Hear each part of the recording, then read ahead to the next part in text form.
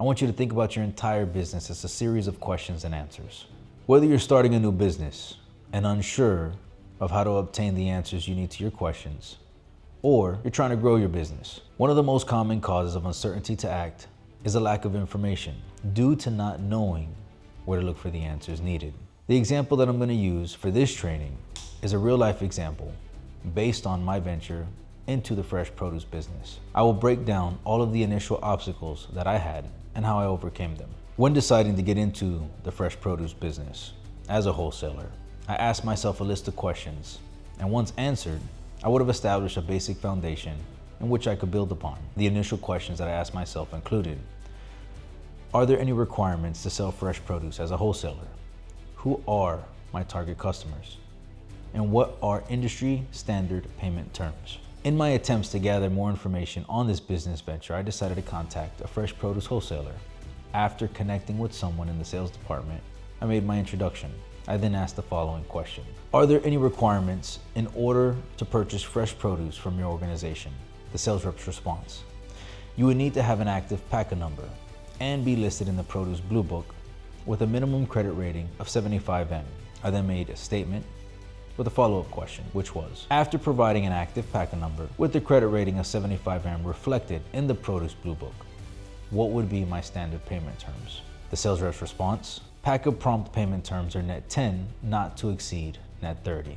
My next steps were to determine how to obtain a PACA number. So I performed an internet search for how can I obtain a PACA license. One of the results that populated led me to the instructions on how to apply for the license online. I reached out to the number provided for assistance with applying online and to gain additional insight on the purpose of obtaining a PACA license number. An agent assisted me with navigating to a reference book labeled PACA Training Workbook. I spent the next few weeks studying the material within the workbook to expand my knowledge within the industry. My next call was to the Produce Blue Book. After connecting with the sales representative, I began asking questions that would help me understand everything the Produce Blue Book offered. My first question was: why would a supplier require a buyer to register with the Produce Blue Book? The response received was: the Produce Blue Book serves as a credit rating and trade information hub for produce suppliers and buyers. The Produce Blue Book will also report PACA violations and claims on the company's business profile. My next question was: how would my company obtain a credit rating? The sales rep advised me on all the documentation that my organization would have to submit for review in order to receive a credit rating. So then I asked: after you receive all required documentation, based on your experience, how long would it take to establish a credit rating for my suppliers to reference? The sales rep answered my question, but also stated that policies and procedures are subject to change. After making the first 2 calls, I was definitely better prepared to move forward.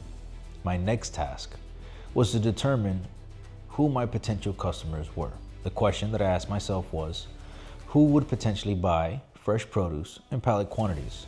The 2 categories of buyers that I was able to identify were grocery store chains and food service companies.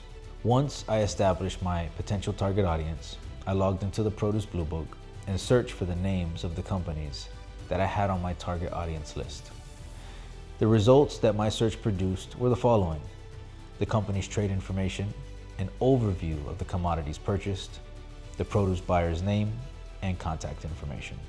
The information provided was more than enough to start making my initial calls to establish relationships with potential customers.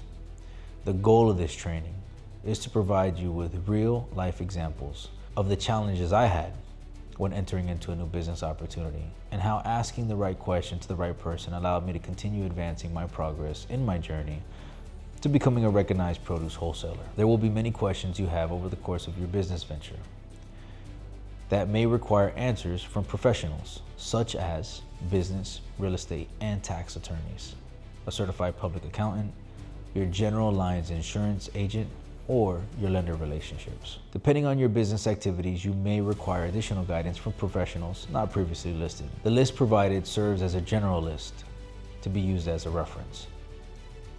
When structuring a question aimed at advancing progress, you should keep these goals in mind. Define the scope of the question. Align the question with your overall objective, and prompt for specific and measurable answers.